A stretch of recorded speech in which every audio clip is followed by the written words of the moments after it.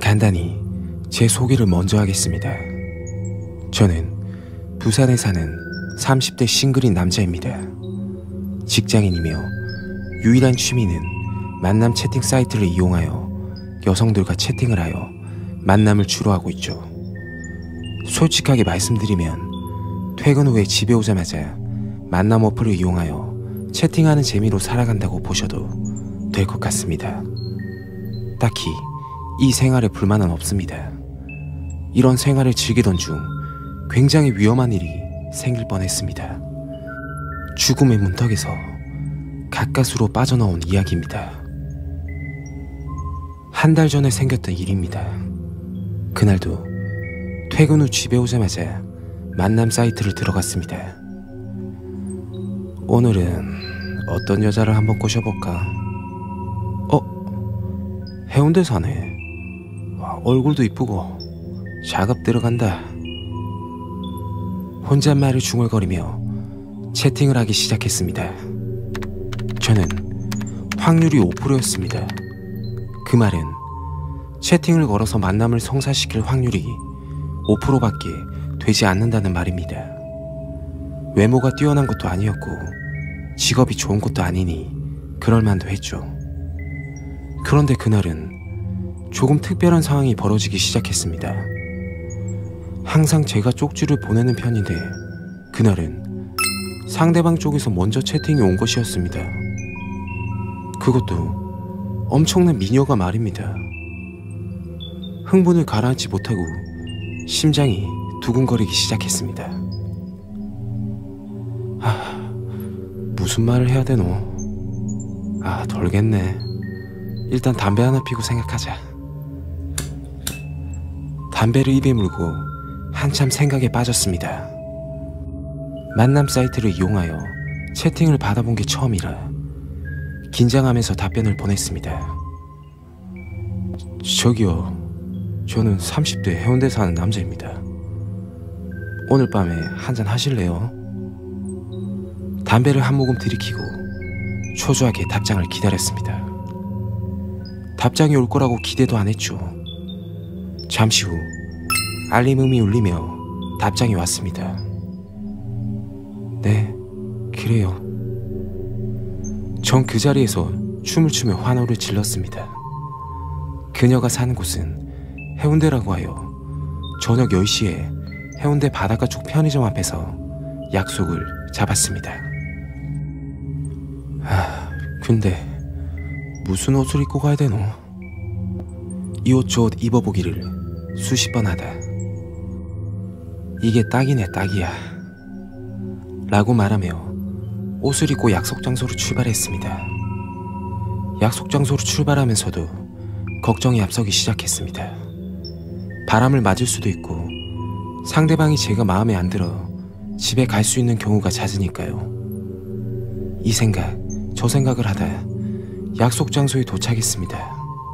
아직 상대방은 도착하지 않은 상태였고 저는 긴장 반 초조함으로 기다렸습니다.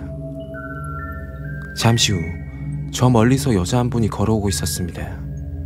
한눈에 봐도 만남 사이트에 있는 프로필 사진의 그녀가 걸어오고 있었습니다.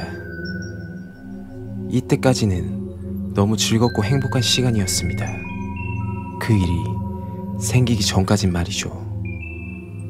그녀와 만난 후 식사를 하고 분위기가 좋게 흘러갔습니다. 시간은 자정이 넘어가기 시작했습니다. 저는 초면이고 다음 약속을 유도하기 위해서 그녀에게 이야기를 했습니다. 저 오늘은 조금 늦었으니까 제가 데려다 드릴게요. 그리고 다음에 영화 한 편 보시죠. 그러자 그녀의 대답은 예상을 빗나갔습니다. 술 한잔 하고 싶은데? 제 머릿속에는 이상한 생각으로 가득 차기 시작했습니다. 와, 가시나 대차네. 오늘 한번 끝까지 가볼까? 머릿속으로 상상을 하며 우리는 술을 먹으러 갔습니다. 저는 평소에 술을 꽤 잘하는 편입니다. 소주 3-4병 먹어도 얼굴색 하나 변함없고 하여튼 주량은 자신 있었죠. 1잔, 2잔 술이 들어갔습니다. 그런데 갑자기 술 기운이 올라오며 정신이 희미해지기 시작했습니다. 정신을 차리고 싶어도 몸이 말을 듣지 않았습니다. 정신을 잃기 직전 한 가지 기억나는 게 있었습니다. 그 여자는 저를 보고 미소를 띄우며 한참을 쳐다보고 있는 것이 기억이 납니다.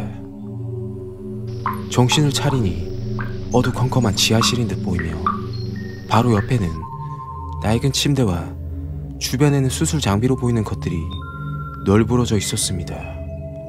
순간 아차 싶었습니다. 말로만 듣던 장기 매매라는 것이 생각이 났습니다. 이거 뭐고? 아직 결혼도 못했는데 죽기 싫다. 발버둥을 치며 빠져나가려고 했지만 양손에 밧줄을 묶어놓은 탓인지 풀 수가 없었습니다. 그때 지하실로 내려오는 사람 말소리가 들렸습니다. 이제 깨어났나 보구나.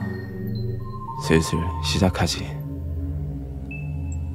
그 말만 듣고 장기 매매라는 것이 확실하게 됐고 눈물을 흘리며 사정하기 시작했습니다. 저기요, 잘못했습니다. 살려주세요. 돈이 필요하시면 드릴게요. 제발 좀 놔주세요.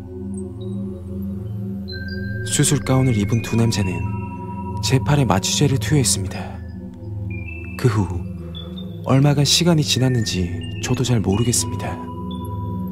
일어나 보니 주변에는 얼음으로 가득 찬 욕조에서 자고 있었습니다. 정신이 들자 아랫배의 통증이 심각했습니다.